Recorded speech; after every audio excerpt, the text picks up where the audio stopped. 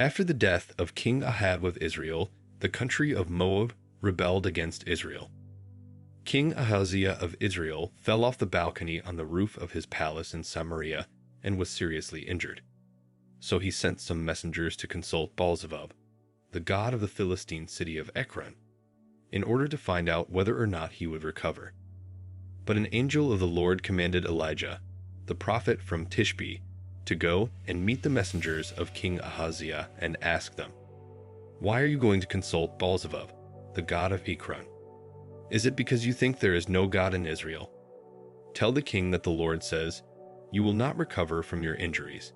You will die." Elijah did as the Lord commanded, and the messengers returned to the king. "Why have you come back?" he asked. They answered, "We were met by a man who told us to come back and tell you that the Lord says to you, why are you sending messengers to consult Baalzebub, the god of Ekron? Is it because you think there is no God in Israel? You will not recover from your injuries. You will die." "What did the man look like?" the king asked. "He was wearing a cloak made of animal skins, tied with a leather belt," they answered. "It's Elijah," the king exclaimed. Then he sent an officer with 50 men to get Elijah. The officer found him sitting on a hill and said to him, "Man of God, the king orders you to come down." "If I am a man of God," Elijah answered, "may fire come down from heaven and kill you and your men." At once fire came down and killed the officer and his men.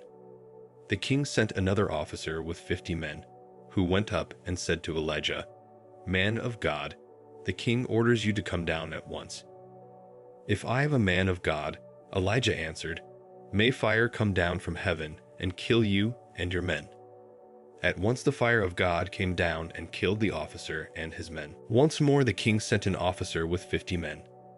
He went up the hill, fell on his knees in front of Elijah, and pleaded, "Man of God, be merciful to me and my men. Spare our lives."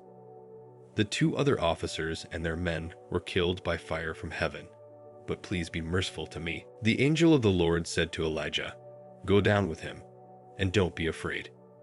So Elijah went with the officer to the king and said to him, "This is what the Lord says.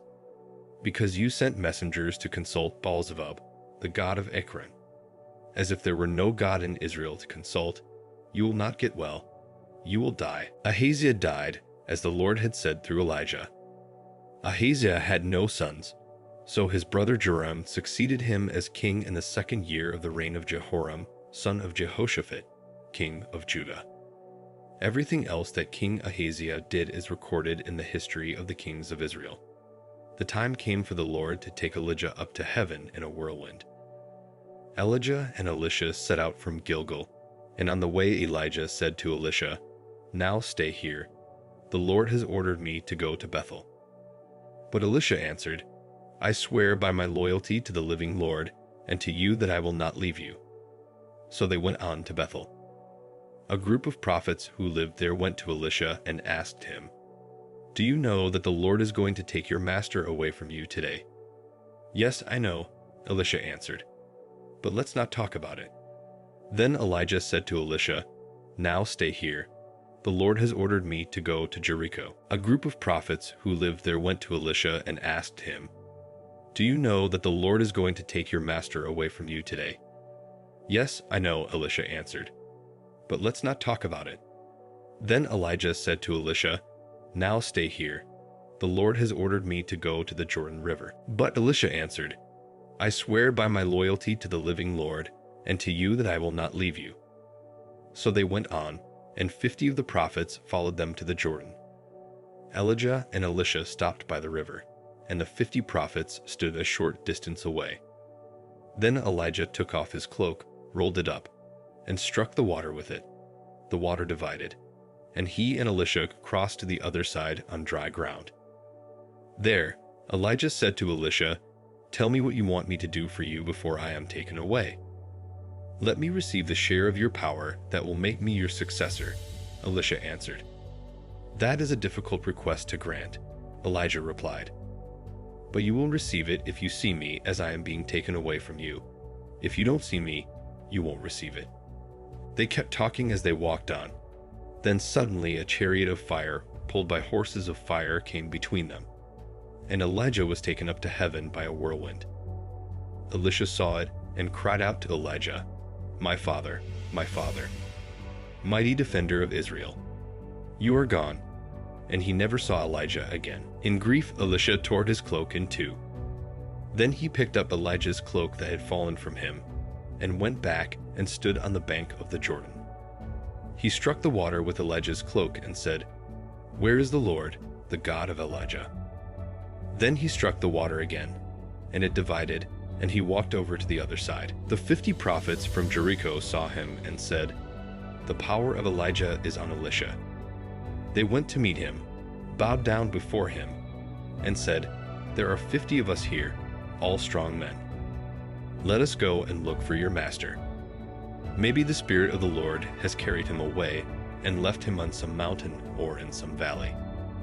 "No, you must not go," Elisha answered. But they insisted until he gave in and let them go. The 50 of them went and looked high and low for Elijah for 3 days, but didn't find him. Then they returned to Elisha, who had waited at Jericho, and he said to them, "Didn't I tell you not to go?" Some men from Jericho went to Elisha and said, "As you know, sir, this is a fine city, but the water is bad and causes miscarriages. Put some salt in a new bowl and bring it to me," he ordered. They brought it to him, and he went to the spring, threw the salt in the water, and said, "This is what the Lord says. I make this water pure, and it will not cause any more deaths or miscarriages." And that water has been pure ever since, just as Elisha said it would be. Elisha left Jericho to go to Bethel, and on the way some boys came out of a town and made fun of him. "Get out of here, Baldy," they shouted. Elisha turned around, glared at them, and cursed them in the name of the Lord. Then 2 she-bears came out of the woods and tore 42 of the boys to pieces.